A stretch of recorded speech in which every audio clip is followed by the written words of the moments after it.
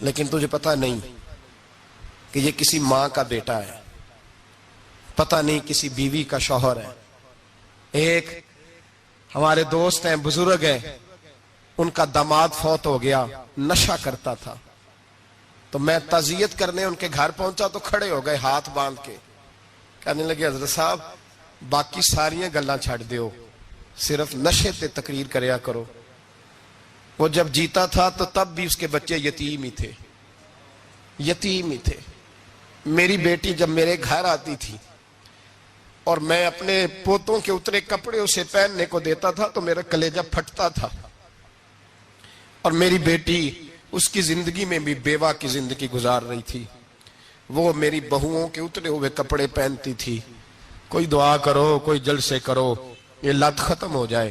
اور کہنے لگا اب میرے وہ چلا تو گیا ہے، دادا دادی اس کے پہلے کوئی نہیں، چچا ہے کوئی نہیں، جب تک تو میں زندہ ہوں ان نواسوں کو کوئی روٹی کا لقمہ، کوئی کپڑا مل جائے گا، لیکن سوچتا ہوں میں بوڑھا ہوں، مر گیا تو ان کو کوئی پوچھے گا بھی نہیں، کون ان کی خبر۔ اتنا ظلم اس قوم سے، اتنی زیادتی، اور آرام سے لکھ کر لوگ گزر گئے کہ یہ 70 لاکھ ہے، ان کا درد تو سمجھو، تکلیف تو سمجھو۔ 7 فٹ کا سونا جوان اور نشے کا عادی ہے تو کسی نالی میں پڑا ہوا ہے۔ اور میں نے کہا اس قوم کے ساتھ اس سے بڑا بھیانک مذاق کیا ہوگا۔ کوئی دانشور تھا بڑا ظالم، اس ظالم سے کوئی مشورہ لینے آیا، اس نے آ کے کہا تو بڑا ظالم ہے، بڑے کڑوے مشورے دیتا ہے، میرا ایک دشمن ہے، میں اس سے بدلہ لینا چاہتا ہوں، میرا دل کرتا ہے اس کا بچہ قتل کر دوں تاکہ وہ تڑپے۔ تو ظالم نے کہا اسے قتل نہ کر، وہ تو اس کا باپ 2-4 مہینے رو کے چپ کر جائے گا، پھر میں سخت سزا دینا چاہتا ہوں، مشورہ دے۔ تو اس نے کہا اس کے بچے کو نشے پہ لگا دے، جس کا بچہ نشہ کرے گا وہ باپ روز مرے گا، روز جیے گا، وہ ماں روز مرے جیے گی، نشے پہ لگا دے۔ اس قوم کے ساتھ سب سے بڑا ظلم یہ ہوا کہ ملت کا جوان نشے پہ لگ گیا، ڈرگز پہ لگ گیا، اتنے تباہ حالات ہوئے کہ جوان چڑھتی جوانیاں، اماں نے کتاب دے کے بھیجا تھا، اور کالج سے واپس آئے تو نشے کے ٹیکے ہاتھوں میں پکڑے ہوئے، ٹیکے۔ اور آپ کے اس ملک کے اسلام آباد میں ایک دن میڈیا نے وہ خبر بھی وائرل کی اور وہ چیز بھی دکھائی لوگوں کو، 3 مہینے کا بچہ لے کے نشئی سڑک پہ آ گیا، اس نے کہا میرا نشہ ختم ہو گیا، میرا بچہ خرید لو، 2 پڑیاں دے دو۔ تو وہاں بیبیاں جو سن رہی تھیں وہ بھی چیخے مار کے رو رہی تھیں۔ یہ ظلم کیا اس قوم کے ساتھ، اور کرپشن کی لعنت نے اجازت دی سپلائی کرنے والوں کو کہ گلی گلی بیچے، گلی گلی۔ انہوں نے کچھ تھوڑا ظلم نہیں کیا ان حکمرانوں نے، اور ہماری اپوزیشن اس کو نہ صرف اتنا پتا ہے کہ یہ جائیں اور ہم آئیں، اس سے زیادہ کوئی غرض نہیں۔ بھائی کرپشن کے خلاف نکلے ہو تم، نشے کے خلاف کس دن نکلو گے؟ جوئے کے خلاف کس دن؟ قوم تو مر رہی ہے نشے سے، اس کے خلاف میدان میں کب آؤ گے؟ صرف اتنا ہے کہ یہ جائیں اور ہماری باری آئے، اس سے زیادہ کچھ نہیں۔ جتنے مجرم وہ ہیں اتنے ہی تم بنتے جا رہے ہو، اس لیے کہ اصل بات پر نہ وہ آتے ہیں اور نہ اصل بات پر یہ آتے۔ بھائیو، میرے نبی پاک صلی اللہ تعالی علیہ وسلم، اور ایک اور تماشا ہے، یہ میرے پہ اللہ کا یہ احسان رہا، اس لیے نہیں کہ میں پرہیزگار آدمی ہوں، نیک ہوں، اس لیے نہیں، ویسے ہی اللہ بعض اوقات اسباب بناتا ہے، سبب بناتا ہے۔ مجھے نہ شراب کے رنگ کا پتہ ہے، نہ اس کی خوشبو کا پتہ ہے، نہ میں نے کبھی زندگی میں دیکھی ہے، یہ کرم ہے میرے حضرت صاحب کا، میں نے نہیں دیکھی، مجھے نہیں پتا کیسی ہوتی ہے، کچھ باتیں میں نے سنی ہیں۔ ایک محفل میں بیٹھا تھا مجلس میں، تو ایک شخص نے کہا کھانسی نہیں جاتی بچے کی، دوسرا اس کو مشورہ دے رہا ہے، کھانسی نہیں جاتی، بڑی دوائی دیسی بھی فلاں بھی بڑی کھائی، مشورہ دیا اس کو کہ تو اس طرح کر، اس کو نا شراب کے 2-4 چمچے پلاؤ، کہتے ہیں جی اس کو نا یہ پلاؤ تو صحیح ہو جائے گی۔ تو میں نے پلٹ کے اس کی طرف دیکھا، میں نے کہا کوئی عقل کر، کیا مشورہ کرنا؟ مولانا میرا تجربہ ہے۔ میں نے کہا تیرا تجربہ افضل ہے یا رسول اللہ کا فرمان زیادہ افضل ہے؟ تیرا تجربہ افضل ہے۔ حضرت ام سلمہ رضی اللہ تعالیٰ عنہ کہتی ہے میں نے عرض کی یا رسول اللہ صلی اللہ علیہ وسلم میری بچی بڑی بیمار ہے، تو مجھے کسی نے کہا ہے یہ تھوڑی سی نشے والی چیز ہے، یہ بنا کے تیار کر کے دو، صحیح ہو جائے گی، بیمار ہے بچی تو یہ نشے والی چیز ہے، اس کو تیار کر کے دو، تھوڑا نشہ ہے۔ اگرچہ بعض میں نے شروع میں کہا بعض لوگ مریض کو سخت مریض کو ایسی ادویات جو مجبوری بن جائے اس کی گنجائش اور اجازت دیتے ہیں. محتاط علماء تو اس میں بھی بہت ساری چیزیں پہلے بیان کرتے ہیں, لیکن اس نے کہا جی نرا نشہ دینا ہے شفا کے لیے. تو حضرت ام سلمہ کہتی ہے میرے نبی پاک نے میری طرف دیکھا, میری طرف, تو میں نے کہا یا رسول اللہ آپ کیا فرمانا چاہ رہے ہیں؟ تو نبی پاک نے فرمایا ام سلمہ کبھی ناپاک چیز میں بھی شفا ہوئی ہے, کبھی ناپاک چیز میں بھی, کبھی شراب اور خمر میں بھی شفا ہو سکتی ہے. شفا رب کریم نے رکھی ہے پر شہد کے اندر رکھی ہوئی ہے, شفا اللہ نے رکھی ہے قرآن مجید میں رکھی ہوئی ہے. تو اس میں بھی کبھی یہ حضور نے بیان کیا ہے کہ اس کے اندر شفا ہو سکتی, تو امت کتنی دلیری کرتی ہے جو یہ مشورے دیتی ہے کہ اس کے اندر نشہ ہے, شراب ہے, تو کھانسی چلی جائے گی تو فلانی بیماری چلی جائے گی. نہ آؤ ان چیزوں پہ, نہ اپنے ایمان کو خرابی دو, اور نہ ایسی باتیں کرو جس سے کہ ڈائریکٹ رسول اللہ صلی اللہ علیہ وسلم کے واضح ارشادات کی مخالفت ہو. میرے نبی پاک صلی اللہ علیہ وسلم نے فرمایا, اور پھر کچھ لوگ کہتے ہیں تھوڑی پی ہے جی. اب تو میں تجزیے میں پڑھ رہا تھا کہ ایسی شراب ایجاد ہو گئی ہے, لوگ شراب پیتے ہیں اور وہ مست بھی رہتے ہیں, کار بھی چلاتے رہتے ہیں, کہتے ہیں جی نہیں ہمارا ذہن معاف نہیں ہوا تو یہ والی صحیح ہے, نشہ نہیں لاتی. میرے نبی پاک صلی اللہ علیہ وسلم نے فرمایا جس چیز کی تھوڑی مقدار, زیادہ مقدار حرام ہے اس چیز کی تھوڑی مقدار بھی حرام ہے, جس کی زیادہ مقدار حرام ہے اس کی تھوڑی بھی. تو خمر اور شراب اگر فل پینا جائز نہیں تو تھوڑی پینا بھی جائز, یہ حرام ہے اور حرام تھی اور قیامت تک حرام ہی رہے گی. میرے نبی پاک صلی اللہ علیہ وسلم نے منع کیا اور حضور نے اظہار ناپسندیدگی فرمایا, اور میں 40 دن تو عبادت ہی قبول نہیں ہوتی شراب پینے والے جب تک سچی توبہ نہ کرے.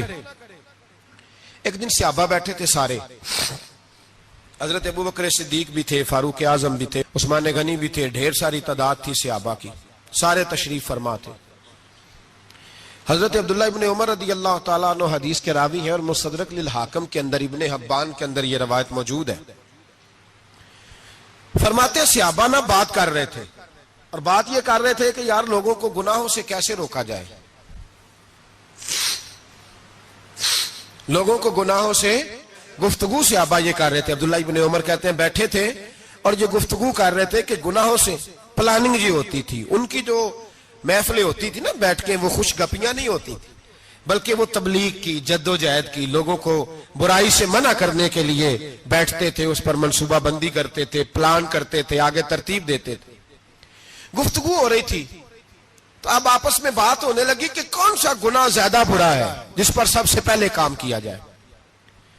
تو دور ایک صحابی بیٹھے تھے, ان کا نام تھا عبداللہ ابن عمر. ایک عبداللہ بن عمر ہے اور ایک عبداللہ ابن عمر ہے. حضرت عبداللہ ابن عمر دور بیٹھے تھے, بڑے سمجھدار سیانے باریک بین آدمی تھے. تو حضرت عمر فاروق اپنے بیٹے سے کہنے لگے جا عبداللہ ابن عمر سے پوچھ کے آ کہ سب سے سخت گناہ کون سا ہے. توجہ ہے میرے بھائیوں, ادھر دیکھیے گا میری جانب, پوچھ کے آ کہ سخت گناہ کون سا ہے. عبداللہ بن عمر رضی اللہ تعالیٰ عنہ کی خدمت میں جب عبداللہ ابن عمر گئے تو جا کے کہنے لگے کہ صحابہ پوچھتے ہیں کہ آپ نے زیادہ وقت گزارا ہے نبی رحمت صلی اللہ علیہ وسلم کے پاس, تو بتلائیے برا گناہ کون سا ہے, سب سے سخت گناہ, تاکہ سب سے پہلے اس پر پابندی لگائی جائے, اس پر محنت کی جائے. تو حضرت عبداللہ ابن عمر کہنے لگے صحابہ کو جا کے بتا دو کہ سب سے برا گناہ شراب پینا ہے, سب سے برا گناہ, اور یہ ام الخبائث ہے, برائیوں کی جڑ ہے, گناہوں کی ماں ہے, یہ بنیاد ہے, باقی گناہ اسی سے شروع ہوتے ہیں. کہتے ہیں میں نے آ کے بتایا تو حضرت ابوبکر صدیق رضی اللہ تعالیٰ عنہ اور سیدنا فاروق اعظم کہنے لگے خود جاتے ہیں, ان کے پاس خود جاتے ہیں, چونکہ ہم نے بات سننی ہے ہم خود جاتے ہیں اور ان سے جا کر کے سوال کرتے ہیں کہ اگر آپ کو اس تفصیل کا پتہ ہے نا تو اس کے پیچھے بھی کوئی تفصیل ہوگی جو میرے نبی پاک نے بیان کی ہوگی صلی اللہ تعالی علیہ وسلم, اس تفصیل کا بھی آپ کو پتہ ہوگا جو نبی پاک نے بیان کی ہوگی, اس بات کے پیچھے جو بیک گراؤنڈ ہے, جو پس منظر ہے. فرماتے ہیں کہ ہم اٹھے, عبداللہ ابن عمر کے پاس گئے, ان سے جا کے پوچھا کہ جناب آپ نے یہ تو فرمایا ہے شراب ام الخبائث ہے, تو اس کے پیچھے پس منظر کیا ہے؟ تو عبداللہ ابن عمر کہنے لگے یہ میں نے اپنے پاس سے نہیں کہا, یہ میں نے نبی پاک سے سنا ہوا ہے حضور سید عالم صلی اللہ علیہ وسلم بیٹھے تھے تو حضور نے فرمایا شراب یہ نشہ یہ برائیوں کی ماں ہے. اور پھر حضور نے ایک مثال بیان فرمائی. نبی رحمت علیہ السلام نے فرمایا بنی اسرائیل کا ایک واقعہ ہے. ایک خوبصورت جوان تھا تو ایک عورت کا دل آ گیا اس پر. یہ یاد رکھ لیں, ہم لڑکوں کو منع کرتے رہتے ہیں لیکن ہمیں گھر کی بچیوں پر بھی توجہ دینی ہوگی, ہمیں ان کے فون پر بھی نگرانی کرنی ہوگی, ہمیں وہاں بھی غور کرنا ہوگا. اس لیے کہ اگر کوئی بچی گنجائش نہ دے تو میرا خیال ہے کہ لڑکا جرت کرنے کی طاقت نہیں رکھتا. تو وہاں بھی ان کی اماں سے کہے کہ پابندی لگائے, بچی کسی کا موبائل لے کر کے کہیں اس کو استعمال تو نہیں کر رہی, اس پودے پر بھی توجہ دے, درخت بننے سے پہلے اس کی بھی نگرانی کریں, یہ بھی بڑا ضروری کام ہے. عورت کا دل آ گیا تو نبی پاک علیہ الصلوۃ والسلام فرماتے اس نے کوئی بہانہ لگایا, کسی کو کہا کہ اس نوجوان کو بلا کے لاؤ, اس کو کہو کہ ہم نے کوئی گواہی لینی ہے تجھ سے. وہ نوجوان آیا, ایک کمرے میں داخل ہوا تو اگلے کمرے میں لے گئے, وہاں داخل ہوا تو اس سے اگلے کمرے میں لے گئی, وہ داخل ہوا تو اسی طرح 7 مکفل کمروں میں لے گئی. میرے کریم رسول میرے محبوب پاک علیہ السلام فرماتے ہیں, صحابہ کو سمجھا رہے ہیں میٹھے لب و لہجے میں, فرماتے ہیں جب سب سے پچھلے کمرے میں لے گئی تو ایک لڑکا بندھا ہوا تھا وہاں رسیوں سے, شراب کا پیالہ پڑا ہوا تھا. اور بی بی کہنے لگی کوئی گواہی شواہی نہیں لینی, تجھے اس لیے بلایا ہے کہ تیرے اوپر دل آ گیا ہے, اب میرے ساتھ منہ کالا کر. تو وہ جوان کہنے لگا نہیں, میں نے اپنے نفس کو پاک رکھا ہوا ہے, میری نظر بھی پاک ہے, دل بھی پاک ہے, اور اس کی برکت یہ ہے کہ رب نے میری روح کو بھی پاک رکھا ہوا ہے, تو میں یہ حرکت نہیں کر سکتا. پاک لوگ پلید کاموں کی جانب توجہ نہیں کرتے, میں یہ حرکت نہیں کر سکتا. اقبال نے اپنے بیٹے کو دعا دی تھی, اس نے کہا تھا حیا باقی نہیں ہے زمانے کی آنکھ میں, خدا کرے کہ رہے تیری جوانی بے داغ, خدا کرے کہ رہے تیری جوانی بے داغ. کہا میرے ساتھ منہ کالا کر, اس نے کہا میں نہیں کرتا. کہنے لگی چل پھر اس کو قتل کر, اس کو میں نے باندھا ہوا. اس نے کہا میں قتل کیوں کروں, میری کیا دشمنی ہے. کہا پھر شراب پیو, کہا میں شراب بھی نہیں پیتا. تو کہنے لگی اب تو میں نے تجھے اپنے چنگل میں پھانس لیا ہے, اب تو یہاں سے بچ کے جا نہیں سکتا, اور اگر تو باہر جائے گا تو میں شور کروں گی, لوگ جمع کروں گی, اس نے میری عزت آبرو پہ ہاتھ ڈالا ہے, تو بچ تو نہیں سکتا, ایک کام تو کرنا پڑے گا. محبوب فرماتے اس نوجوان نے سوچا کہ زنا بھی بہت بڑا جرم ہے, قتل بھی بہت بڑا گناہ ہے, چلو اب مجبوری ہے تو شراب پی لیتا ہوں. لیکن وہ سمجھا نہ کہ شراب تو بنیاد ہے. اس نے ایک پیالہ جو پیا, کہنے لگا ایک اور دے دو, دوسرا پیا تو کہنے لگا ایک اور دے دو. اب 3 پیالے 3 بوتلیں شراب جو پی چکا تو خماری چڑھ گئی. اب اس عورت کے قریب جانے لگا کہ میں تیرے ساتھ زنا کروں گا. اس نے کہا جب تک میں قریب نہیں آنے دوں گی جب تک تو اسے قتل نہ کرے. اس نے اسے قتل بھی کیا, زنا بھی کیا. تو محبوب فرمانے لگے یہ قتل اور زنا جو ہوا ہے تو یہ شراب کی وجہ سے ہوا ہے. گویا شراب وہ جرم ہے جو قتل بھی کرائے گی, جو زنا بھی کرائے گی. اور اگر آپ نشئی کو دیکھیں, اگر آپ شرابی کو دیکھیں تو کیا وہ ڈکیتیاں نہیں کرتا پھرتا, وہ چوریاں نہیں کرتا, وہ اپنی ہی ماں کا زیور نہیں بیچ آتا, وہ اپنی ہی بہن کا پڑا ہوا جہیز نہیں بیچ آتا, وہ اپنے ہی گھر میں ڈاکے نہیں ڈالتا, وہ اللہ کے گھر مسجد میں آ کر کے چوری نہیں کرتا. وہ صرف اس لیے کرتا ہے کہ یہ نشہ, یہ شراب یہ ماں ہے گناہوں کی, یہ جڑ ہے. ملت کے لوگوں یاد رکھو, اس امت اس پاکستان کے ساتھ جہاں بہت سارے ظلم ہوئے وہاں بڑا ظلم یہ ہے کہ بہت بڑا طبقہ جوانوں کا نشے کا عادی ہے. وہ نشہ انہیں عشق مجازی اور عورتوں کے عشق کی جانب لا رہا ہے. وہ نشہ چوریاں کرا رہا ہے, قتل کرا رہا ہے, ڈکیتیاں کرا رہا ہے. بہت بڑے ظالموں نے بہت بڑے ہاؤس بنائے ہوئے ہیں جن کے اندر شراب فراہم کی جاتی ہے, نشہ دیا جاتا ہے. میں نے تو ایسے ایسے لفظ سنے کہ الیکشن کے دنوں میں ووٹ لینے کی خاطر سیاستدان انہیں نشہ فراہم کرتے ہیں, انہیں باندھ کے رکھتے ہیں, روز تمہیں پڑیا ملے گی, ووٹ ہمیں ڈالنا. اتنا ظلم, اتنی زیادتی, اتنا جبر, ایک انسان کے ساتھ کھیلنا. لوٹ آؤ, پکڑو ان کا دامن, اپنے گھروں کو بچاؤ, اپنے دوستوں کو بچاؤ. جاگو جاگو امت کے لوگوں جاگو. میرے نبی پاک صلی اللہ علیہ وسلم کے کلمہ گو لوگوں کو بچاؤ. ان پر اگر سختی کرنی پڑتی ہے تو کرو, پیار کرنا پڑتا ہے تو کرو, محنت کرو, جدوجہد کرو.